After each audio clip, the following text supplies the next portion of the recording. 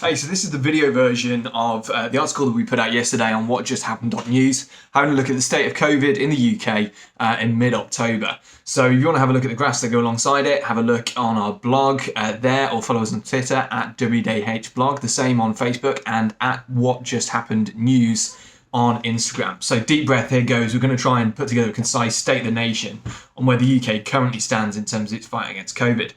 Summer's over, public sentiment is hardening like the coming ice. I live in the north, it's harsh, forgive the dramatic. And the information we're being presented with is overwhelming, confusing, and it's often been straight up incorrect or deliberately obfuscated. In my humble and inexpert opinion, these factors leave us in the highest risk situation we've been in since the beginning of the crisis. So let's start with the raw hard data first. One of the issues with our accounting and tracking of COVID-19 has been the evolution of testing. In March, April and May, testing was largely limited to in-hospital targeted tests. That means that our accounting of how many cases were in community circulation is virtually meaningless in comparison. Some estimates put it at 10 to 20 times the official figure when you look at the peak back in March and April.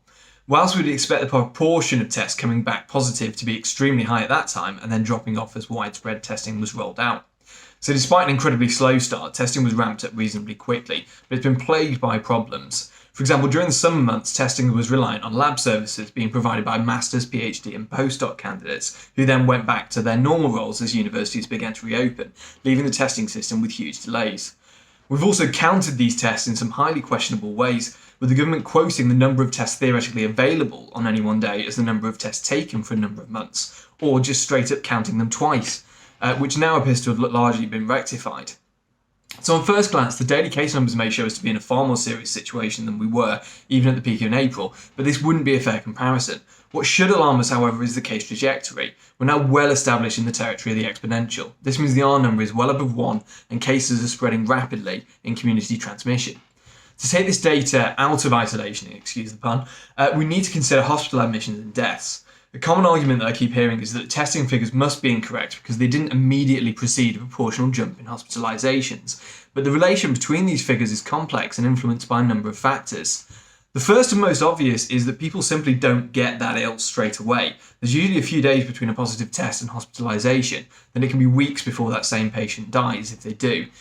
And add in delays in reporting, and there's a serious lag between cases and deaths. The second is the demographic factor. So over summer, younger people have been contracting the virus at a high rate. They have a habit of not getting particularly ill. As a critical mass of young people harbour a reservoir of COVID, the disease starts to slip through age demographics, as shown in the breakdown of cases if you have a look at the blog. As the cases start to get to older people, we've begun to see the corresponding uptick in hospitalisation. Looking at capacity, we appear to be a long way below the peak we previously experienced, but the national data belies regional variations. So to take Liverpool as an example, as of 15th of October, 95% of ICU beds are occupied. That figure should be scaring the hell out of us. To counter another point that I keep hearing regularly, the death statistics are overhyped due to the reporting method. Depending on which statistic is being used at any one time, some cases are counted where there's been a death in the 28 days following a positive test. This in theory is a good point. Poor use of those statistics has eroded the credibility of these figures, but the point is moot when you consider that hospital beds are reaching capacity. We should take a moment to celebrate the advances we've made in treatment of COVID-19. The use of tried and tested steroids such as dexamethasone have massively decreased ICU admissions and increased ICU survival rates, while we also have a much better understanding of how best to oxygenate patients. But those patients have still caught COVID-19 and still need a hospital bed and extensive aftercare. So what are the Nightingale hospitals? So yes, these emergency makeshift wards have provided a massive potential increase in bed capacity, but no, they do not miraculously increase our available ICU-trained doctors and nurses. As remarkable as their mobilisation was, nobody should be expecting first-class NHS care if we start to utilise them. I'm thinking we're expecting more of a handful of harried, overworked and underpaid nurses and teams of 18-year-old squaddies and cabin crew trying to keep you, or more likely your gran, alive. So, risk, the economy and lockdowns. Those of us in our 20s, the risks associated with socialising over summer have slipped into appearing vanishingly low. The chances of being hospitalised with COVID are slim and the death rate are even lower. These collectively make any thought of further restrictions absolutely horrifying. Alas, Once again, it's not that simple. Even if we ignore that high levels of infection lead to transmission in higher risk generations, evidence is emerging of the toll that poorly understood long COVID can take. At the moment, there's little solid data to point to, but there are indications of 4 separate syndromes causing the affliction, some of which may turn out to be permanent. So to assume risk to younger working age demographics is low is still a foolish step to take without further study. We do desperately need to keep as much of the economy open as we can. Capital needs to continue flowing, and jobs need to be retained, lest we're left with a barren post-COVID economy after we found a way to deal with the virus. The real problem with the economy, of course, is that nobody really understands how it works anymore. It's all very much, if we jump off this cliff and we don't look at the ground, we won't hit it, sort of level of suspending disbelief. We do know, though, that keeping people working is good, both for GDP, although don't get me started on the endless growth delusion, which we need to keep increasing to keep throwing debt at hospitals and for everybody's physical and mental well-being. But that cannot come at the price of allowing the disease to run rampant through the population. The collapse of the health system would be a disaster the likes of which we in recent generations haven't seen. There's been a huge amount of protest regarding the targeted shutdowns of the hospitality industry in particular, the argument being that hospitality isn't single-handedly spreading the disease. There are good arguments here. Unfortunately, hospitality has many factors working against it. Large numbers of households gather in bars, pubs and restaurants for extended periods of time. People eat and drink, which necessitates removing masks, and they speak at elevated levels, which encourages respiratory droplets to travel further.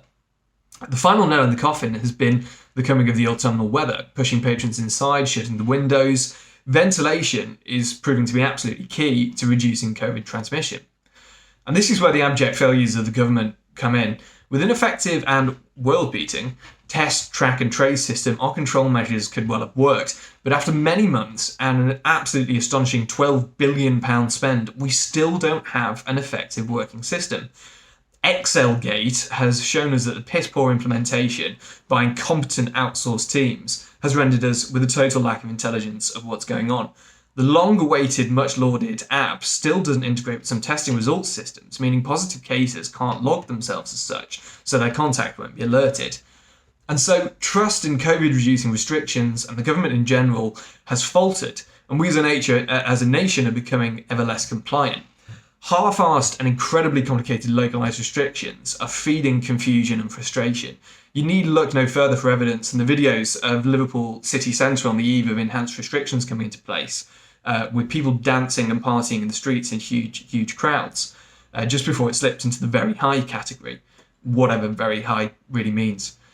The people shown in that video aren't malicious, they're just bereft of patience. They know that hospitality staff will go largely unsupported. Most people on minimum wage don't stand a chance of paying their rent when they only receive 2/3 of their wage. And perhaps there's also sprinkling of cretins in those videos. Other regions are still in negotiations over what their local restrictions will be, and the government's been equivocating and passing the buck to local authorities while the days are going on and local transmission is running wild. That's not to say that in theory localised restrictions don't make sense. A one-size-fits-all approach would seem nonsensical, but the new tiered system in which the tiers are common, except when they're not, and postcodes changing tier by the hour is maddeningly complex. I'm genuinely not sure which tier that I'm in, and I sure as hell don't know the difference between them. I'm pretty sure I'm still allowed to go to Wales, but only before lunchtime. I fear that all of this is shutting the stable door weeks after the corona horse has bolted. Slow reactions, incompetent government response, and ignoring their scientific advisors are all déjà vu from the absolute mess of February and March. Johnson's cabinet is trying once again to make everybody happy, which will surely lead to inevitably more strict restrictions that try and prevent the overwhelming of the health system. All this is in the full knowledge that full lockdown is the equivalent of taking a sledgehammer to the operating theatre because we've let somebody drive off with the scalpel. And to full-on steal a tweet that was shown to me today, there was no lockdown.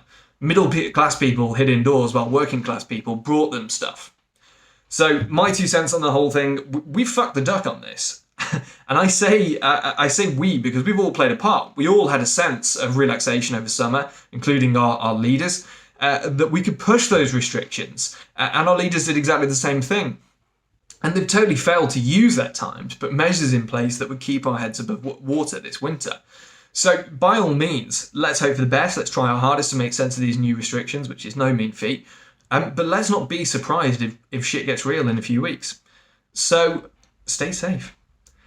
Anyway, if you like the sort of stuff we're putting out, we're going to try and experiment a little bit more with video at the moment, because the weekly blogs we just haven't been finding time to put out. But have a look at our website with the main blog is, with all the graphs and the graphics and the links and sources, which is at whatjusthappened.news. Follow us on Instagram and Twitter at WJH blog. Instagram, is at whatjusthappened.news. And follow us at Facebook, where we put it all out. Thanks, guys.